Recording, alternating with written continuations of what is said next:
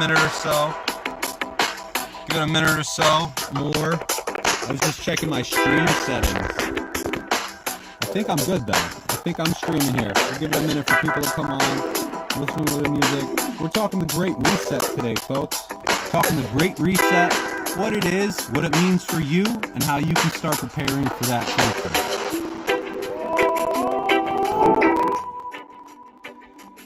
Beautiful music playing this morning. What was that? It's a stick figure, all for you. Here we are. Hello, everyone. Good morning to you. This is episode 4 of Joe Rap TV. Today is November 16th, 2020. The sky is blue here where I am reporting from an undisclosed location here in New England, from inside a vehicle. You know, I had the opportunity. I've got an hour to kill, so I wanted to come on the live stream, and today I wanted to talk about the Great Reset.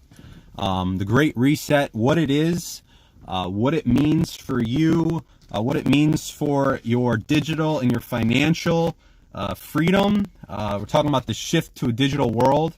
And yeah, so all that good stuff. So if you're interested in the Great Reset, that's what you're going to be learning over the next 20 minutes or so. I am streaming remotely here from a mobile device from Streamlabs. If you've got any questions, leave them in the comments section for me. If I can get to them from this device, I'll answer them during the live stream. If not, I will come back to the comments from the live stream after this, once I'm back in a physical location, and I'll be able to answer those questions for you. I'm going to drop this jacket right now. It's a little warm in here. I should have cracked the windows a little bit, but that's okay. You know, before we get started, I want to show you guys a good book that I'm reading right now. For those of you that are trying to learn more about Bitcoin, if you've been following me in my Bitcoin education, my videos, and my content, you're wondering where I learn a lot of this information from. I've talked about Andreas Antonopoulos in the past. He's got a few books out that are awesome. The Internet of Money and the Bitcoin, and also an O'Reilly good textbook on Bitcoin from start to finish. The second book that I would recommend to people is this one right here. It's called The Bitcoin Standard. The Bitcoin Standard. This one's written by Safeddin Ammous. And I apologize if I mispronounced that. But what you're looking for is The Bitcoin Standard. These two books are really good. This book itself, I highly recommend to people to read, because what he does a good job of is talking about money in general, what money is, history of money, history of currencies. He built a lot of the history into talking about Bitcoin, and if you start learning about that, then it becomes a little bit easier to understand the technology and to understand the significance of this technology and what it means for the world. So highly recommend this book. Again, Bitcoin Standard. But let's get to the Great Reset, though, because that's what today's video topic is going to be all about here. So what is the Great Reset? The Great Reset is a term and a name that was created by the IMF about a year ago, I think. I think it was within this past year or a little bit more. We saw this name come out along with Joe Biden's campaign with the Build Back Better slogan. Build Back Better is a slogan that's also been used by Boris Johnson. The world, again, I think it was the WTO and the IMF. So that was a part of this kind of globalist view on resetting the economy, resetting society, going into the future, hence the name The Great Reset. For those of you that are Canadian, you may have heard Justin Trudeau most recently over the last couple of days here alluded to the idea that the COVID provides us with the opportunity for the Great Reset to take place. So this is along the terms of what it is. So again, what is it? It's a global initiative run by the global leaders, and by the global leaders, I mean the World Bank, the IMF, which is the International Monetary Fund, countries around the world and their governments, and along with the central banks. This seems to be the group of individuals that we're referring to. But this is an initiative to reset the economy, reset society, and what I believe is to propel us into what will become the true digital age. You see, we are not in a truly digital age yet.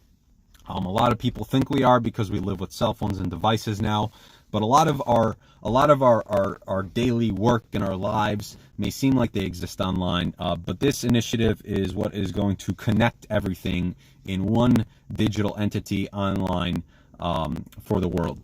A lot of people have said, well, maybe a reset's needed. Maybe this is needed. But as you'll learn through this conversation, what will come with it seems to be a lot less freedoms and individual sovereignty for people, and unfortunately more wealth inequality and a money that is highly traceable and is all digital. So what people think that they're fighting for nowadays, in my opinion, if you look at what's going on around the streets and the protests of people in the United States, a lot of them are talking about inequality, wealth inequality, and these freedoms.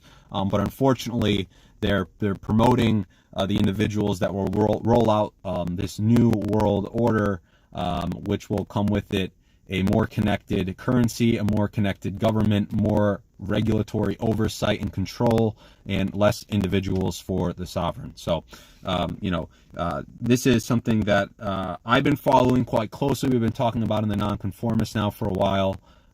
So this is just kind of an update of where we are and where we stand. So again, who's involved with the Great Reset? It is governments. It is the World Bank and this banking elitist kind of class, the Federal Reserve Bank, Europe, the EU, the ECB. A lot of these political leaders are all in favor of this reset. But why is this reset taking place? This Great Reset is being announced at a time where the world is also calling for a new reserve currency. As of 3 weeks ago, I believe roughly it was, in October of 2020, the IMF had called for a new Bretton Woods monetary reform. And what that means is that they're calling for a new reform of what is the reserve currency of the world. The last Bretton Woods agreement that took place in Bretton Woods, New Hampshire in 1944. This was right after, or right when World War II was ending, when the world leaders came together and agreed that the U.S. dollar would be the reserve currency of the world, backed by gold.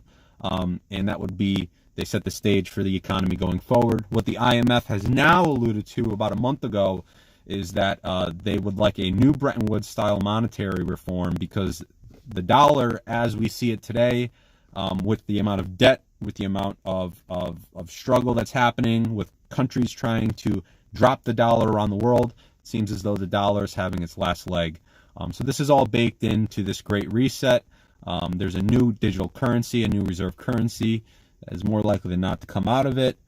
We are now seeing countries around the world competing for their currency to be the reserve currency. And these are the people that are involved. But how did we get here? How did we get to this point of a Great Reset? Well, this, some will argue that this is a move of the agenda, the globalist type of agenda, is that there had been always this desire to have more control over a population, to have more control over people. Some people think that from a philosophical level, that the world and the universe has really been bringing us to this point, right, of digital connectivity, of consciousness shifting onto the internet, of us moving online anyway. So some think that it was a logical approach. I'm under the personal belief that this is more of a corrupt, colluded, banking, elitist kind of control. I don't really think that the internet has really caused this. I think the internet will ultimately be, it still gives people the opportunity to have some type of freedom in the world. Even if you're an individual that lives in a country where maybe there's firewalls that are up and the internet is highly regulated, you can still obtain a VPN. You can still get certain cryptographic technologies where you can communicate with people outside of your country. You can access information if you know how to do these. So the internet does still provide us the ability to have more freedoms. But I think that the banking elites, along with a lot of the technologists, are kind of have been allowed to work together in collusion to create new tools and technologies that will connect us even further, which provides control. So how do we get here again, though? Ultimately, in my view, the U.S. had its time. The dollar as a reserve currency of the world had its time. We're now seeing, ever since the last financial crisis in 07, 08, when banks got bailed out, right? So that was banks that got bailed out after 07, 08. We've had more of a milking of the U.S. society since then. And what ultimately we're seeing out of all of this that's going on around the world right now is one empire losing its power, the U.S. We have China rising in power, right? And with this, and a new push for a digital connected world, you have the Great Reset. So what the Great Reset ultimately will be is a shift for us into a digital world. And this is where you see the concepts of health vaccines and digital vaccines coming out of. This is where you see the idea of digital currencies and universal basic income coming out of. Digital identities are talked about a lot. And this is all baked into this concept of the Great Reset. But how does this affect you? How does this affect the person? How does this affect you financially? It's important to understand first financially, what it's looking like will happen is that there will be a new digital dollar, a new central bank digital currency created by either the U.S. or the IMF or China. And this will be the currency that people will be using in this future world. How will you get to use this currency? What it's looking like at the moment, or at least in my view, is that, a lot of people are on unemployment right now. A lot of people are collecting universal basic income around the world. There's a belief that the reserve currencies, the physical fiat currencies that exist today will be transitioned out, and then a digital currency will be replaced. You as a person looking for that government money will have to opt into a system. Your bank, for example, you could log onto your bank account in the morning, and maybe you see a check to agree with the terms and agreements. Maybe it's a new FedNow application or a government program, which you'll have to sign up for in order to have access to this money. People like Simon Dixon have alluded to the idea of the Fed allowing the banks to fail this time during the next full crash.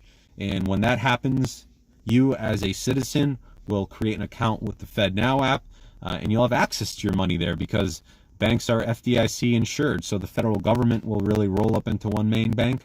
But ultimately, what you need to know is that this currency, these currencies that we're going to see come out of this future world, are going to be digital currencies. They are not going to be like Bitcoin because they will be controlled by one government. They will be controlled by one entity, and they will have an unlimited supply. If you thought inflation was amazing on fiat currencies, paper currencies, you should see what the ability to do with the digital currency will allow. And what that means is that you, over time in history, will continue to lose money. A lot of people don't know what inflation is. A lot of people don't understand why their grandparents' pension money doesn't get them buy them anything. And today, what is inflation though? Inflation is it's at the most basic level, because I know there's a lot baked into here, but the most basic level, what you need to know is it's more of a quantity of the money supply that's added in relative terms to goods and services that exist on the market. So what does that mean? That means that there's more dollars that are created in the system, and it makes your dollars worth less money. You see, banks and governments had not had the ability to do this up until 1971, when Richard Nixon took us off the gold standard. And when that happened, a government could create more money than it actually owns. The supply of the money could be increased by the banks. And this has happened ever since the 1970s. Ever since the 1970s, if you've been holding dollars in a bank account, if you've been doing hard work in a job, been doing what you're supposed to do, if you've been putting money away this whole time in a bank account, you've been losing, because the U.S. government and the central bank has been stealing from you every single year through inflation. How do they do that? What they do is they create more money out of thin air by clicking buttons on a computer, knowing that this is what happens, and they dilute the amount of money that you have. So it makes your money worth less. This is a future that exists today.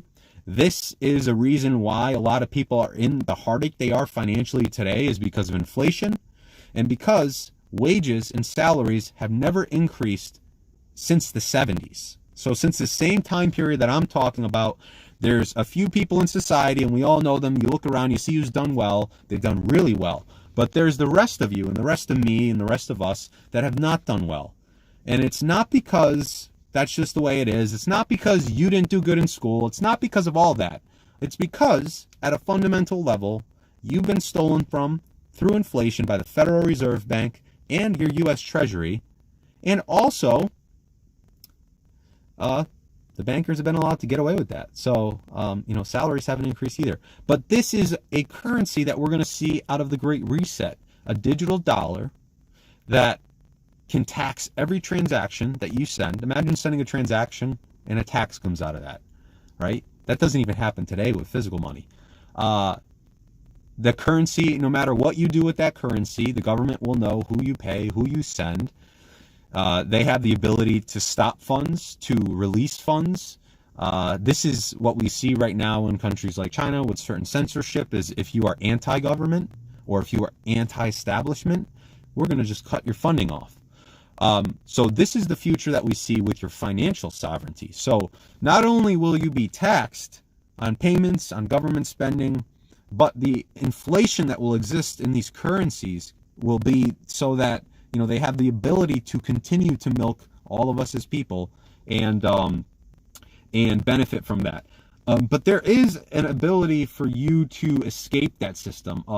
Luckily we have Bitcoin. We have Bitcoin being the first ever decentralized digital currency that was launched in 2008 and 9 by Satoshi Nakamoto. It is controlled by not one country. It's controlled by not one government. It's controlled by not one entity.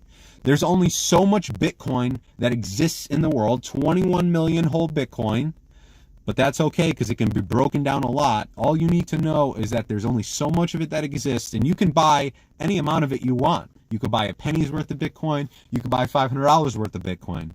But the important thing is that it can't be inflated, so governments will not be able to inflate it. It can't be controlled or stopped. Governments might be able to say it's illegal to use this, or, it's illegal to pay your taxes in this, but they cannot stop a transaction from happening. They cannot stop someone from sending it from one person to another. They can see what happens, but they can't stop it. This gives you the ability to save and actually preserve wealth and value in the future. Right now, remember, if you save in dollars, you're losing. You're losing. If you're saving in dollars, you're losing in this system. You're losing in this world. You've been losing in that system since 1971, okay? The only way that you've preserved wealth over the last 30, 40, 50 years is if you've invested in the stock market, if you've bought gold or silver, if you've bought real estate, or if you've invested your money. If you haven't done anything with your dollars and you just saved it, you've lost money year over year through inflation. But with Bitcoin as a hard asset, just like gold and silver as hard assets, that means that there's a fixed amount of it that exists and governments can't create more of it. You actually are ahead of the game. Your savings in the future is worth more. Your savings in the future allows you to do things. Unlike the dollar, where your savings in the future with the dollar, you have less money. You have less money. With Bitcoin or with gold, your savings in the future is worth more. Okay? That's how this works. So the escape that you have in this system is Bitcoin. Bitcoin allows you to opt out what the bureaucrats tell you to do. It lets you to opt out from the bankers controlling you, your family, everyone. Literally, that's what happens. People don't want to hear it. They don't even know it exists. This is the truth, and I felt the need to come on here and say it because I watch the news every morning, or I don't even watch the news anymore because it's just amazing how much propaganda exists. But the fact is that people don't even know what's happening with the money supply, and the money supply is controlling a lot of what you're seeing on TV. So this is a part of that class. But with Bitcoin, your savings in the future are worth more. Now, what does this lead to? Money having value, right? What it means is that time has value. When you have a form of money, that loses value over time, there's no value in time, right? There's no value to time in savings, because if your bank account, the money in your bank account today is worth less next year, the year that's gone by, you're losing money. There's no value in that time. There's no incentive to save in that way. That doesn't allow us to plan for the future, that kind of world. That doesn't allow us to save for kids. That doesn't allow us to plan for a house, to save for medical bills. But with Bitcoin, it allows you to do all that. You can save for a future. You can save for a house. You can plan for kids because your money's worth more in that future. That's important to remember. So financially, again, what does the Great Reset bring us financially? It's looking like at the moment it's going to bring us new forms of government currencies. So the dollar, for example, but instead they will be on a blockchain. They'll be digital currencies. So you'll have the digital dollar as an example. You'll have to opt into that system, as you will with your health records, as you will with your currency. You'll have to opt in, fill out the terms and agreements, and agree to allow them to trace every transaction that ever happens. And you'll get the money, and you'll have access to this, and it will be easy for you to do. But it will come at the cost of more censoring, more inflation, more wealth inequality. People will think that the wealth is being distributed, but it will lead to more wealth inequality and not a bright future for your savings. You have an out, though. You have Bitcoin and you have Monero. These are decentralized digital currencies that, unlike the digital currencies that will come out of the Great Reset, they will have value to time. They will not be censored. They will allow you to save your money without people spying on you. These are the currencies that I've been teaching about that, I hope you continue to look into going forward. They're going to become even more important going forward. They've been just as important over the last 10 years, but they are the only escape out of that world. Now, there's a second part of the Great Reset that you'll have to worry about, and that's your digital freedom. Your digital freedom. One thing I try to discuss with people is the idea of us being in a more connected world. Elon Musk just launched a company called Neuralink, where they now have it's a computer chip that's it's smaller than the size of this coin here. It's actually probably more like a penny. It's probably more like a penny. It's like this big. It's a chip. And that chip goes right here in your head. And what actually happens is the electrodes get implanted right between the neurons in the brain. And that chip will exist right on your head. Your hair will be covering it. You won't be able to tell who has one. But these chips in the future is going to lead us to symbiosis with machines. Complete human symbiosis of the mind and the machine. Okay?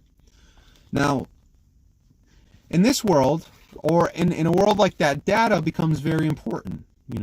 Information becomes very important. Time and time again, we've seen historically that governments and businesses don't do a good job of keeping data secure. I mean, we get emails all the time about our health records being leaked. Facebook can't keep information secure. All these governments that tell you, we're here for you. We're going to do the right thing for you. We're going to keep it secure. Number one, they do a fucking horrible job and they're always hacked. Number two, they're always using these devices to spy on us. Edward Snowden made this very clear, right? This has been talked about. But the problem is that the propaganda machines, right, the televisions, the radios, the fact that people as individuals are no longer, they have to think, they can't think for themselves, they see what they see on TV, and that's the truth. The facts have been in front of us for years now, but people have been ignoring it. But in a world where you have complete symbiosis with brain and machine, you're going to want information to be kept secure. And the way that it's looking with the Great Reset is that it's going to lead to less freedoms with our digital sovereignty and our data. In the United States right now, there's a bill being passed, or it's at least going through Congress, I think now, or the House. It might have passed Congress, called the Earn It Act. If you look up the Earn It Act, if you were to Google the Earn It Act, or you were to, don't use Google number one anymore, you can use DuckDuckGo, you'd probably see some propaganda that exists of the government saying that, oh, okay, so what is the Earn It Act? Let's start that. The Earn It Act is an act that is What the U.S. is trying to do is make it illegal for any tech company within the United States to encrypt any of their technologies. Essentially, the government wants a backdoor to all of the technologies that exist so that they could scan every single one of your text messages, every single one of your private messages. They can track all your information and data, and they can do it legally now because it's in law and it's solidified through the Internet Act. Okay? If you Google the Internet Act, or if you actually watch the news and the propaganda that exists around it, they're going to tell you that they're doing it for child molesters and pornography and all this shit, the illegal criminal activity, which is always used as a face. Children are always used as the face of governments and people that want to make a point. We need to do this privacy for the children. Don't forget about the fact that we bombed children for a few years in Syria, in Pakistan, in Afghanistan, in Iraq, in Vietnam, and all of these fucking wars over the last 80 years, right? So if you Googled it, though, you'd start seeing the propaganda. But the Internet Act is going to be, it's looking like, unfortunately, it's probably going to be passed in the United States. So everything you ever send, everything you ever do is going to be scanned, okay? Europe right now, Europe is attempting to do the same. They're passing a similar bill that will not allow tech companies to encrypt devices, encrypt applications, encrypt private messaging. Why are they doing this? They're doing this because this is a collective effort and a shift to control all of the technology, right? If we're going to put a digital currency out there, if we're going to make people have vaccinations and health records, if we're going to allow them to have digital certificates and IDs, if we're going to do all of this, we need to ensure that none of the technology is encrypted so we can have control and oversight and eyes on all of it. This is the future. This is what the Great Reset looks like. You know, and I don't mean it to sound doom and gloom, but this is the facts that we live with. If you've been following my channel, if you've been listening to a lot of the content I've been creating over the last 2 years, we've been talking about this the whole time. The whole time we've been talking about the thesis of the U.S. economy not being as bright as it was, of it going down, of the dollar losing its value, and of a transition of world powers and a complete shift in human consciousness. This is what we've been experiencing, has just been living out that thesis. All I do is I'm trying to present an objective lens, an objective view of what's going on in the world to people to learn, because you have the ability to prepare for this future and make it better for you and your family. And that's the most important part about all of this. That's the only reason why I'm doing all of this, is that the fact is that there needs to be more leadership in this world to explain the truths that are going on. Way too many people have fallen into this yes man role, especially within government, especially within banking, and it's not, you know, it's not a very bright future. But Bitcoin exists. So that's the benefit of all of this. Like, you know, the doom and gloom that exists, it doesn't have to be there, because there is an opportunity for you to have this beautiful new gold standard, Bitcoin, a decentralized cryptocurrency, that allows you to save and have value, that allows you to not have your money controlled. And when you have a world that exists like that, it's a much brighter future. In history, I look back in history, and the reason why I harp on the Bitcoin stuff is because history shows that when societies have existed and functioned off of a gold standard, when the currency is operated on hard money, when governments are not allowed to create more money, they won't go to wars. They won't do all this fraud. They won't actually partake in all of these horrific events that money allows to happen. So the faster we get back to a Bitcoin standard, which is a gold standard, means that there's going to be more enlightenment, more individual freedoms, more savings, more progress that comes out of the world. Just like these periods in history when gold standards existed, society has always been flourishing the most. This is what Bitcoin, in my mind, allows us to actually get back to. So this is why, you know, I've been so passionate on these topics, and it's why I've harped on it, is because I'm a person that believes in individual freedoms. This country, the whole idea of America, was built on the idea, whoever built it, I know that the founding fathers and all that stuff had their bad intentions, but it is about the freedom that exists, okay?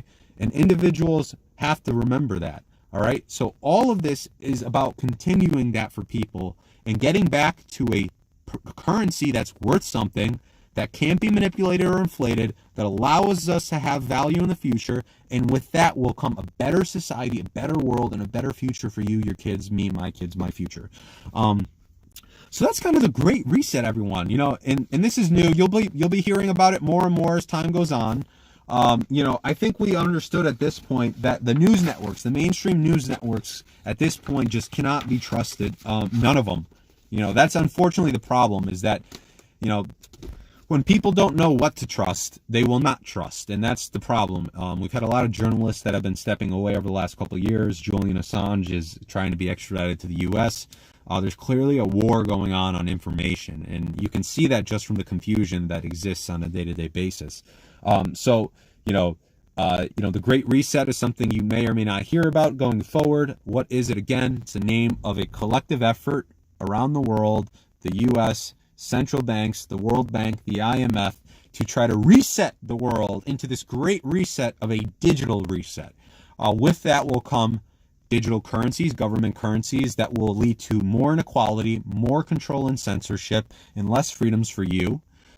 It will also lead to the de-encryption of platforms and the ability to monitor the population and masses as a whole, to prevent flow of money, to prevent people from traveling, to do all these things. This is the catapult into the digital world, folks, and the Great Reset is looking like what might lead us there.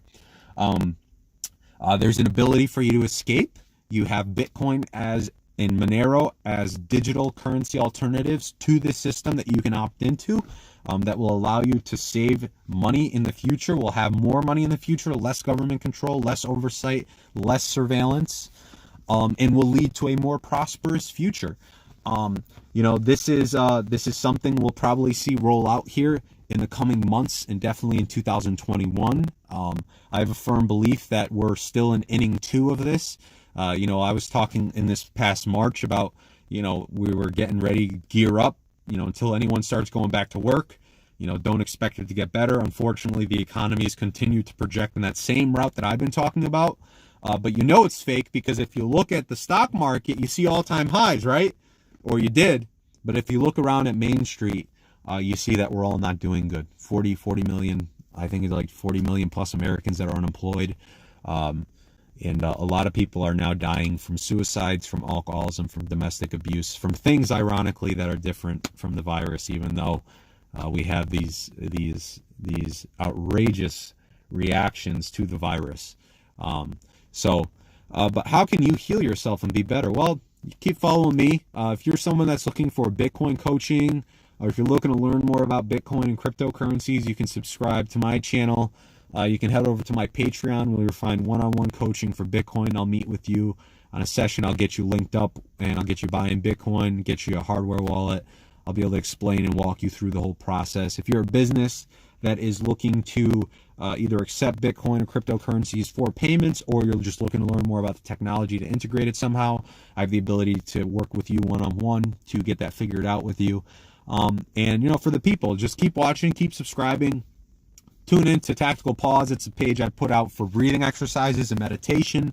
That is the other element to where I think people need to focus right now with mental health, is breathing and meditating. The goal is to take us all out of the moment. Remember that. The goal with all of this is to strip the individual, to take us out of the moment, to take us out of now, and to bring our attentions outside of there. Because if you do that, then you control the person more, and they have less peace with themselves, with their world, and everything that's going on. Just follow Tactical Pause, follow me here. That's going to be it for today, y'all. I've been ranting a little bit. I got to get out of here. But I'll see you in the next episode. Until next time, y'all, take care.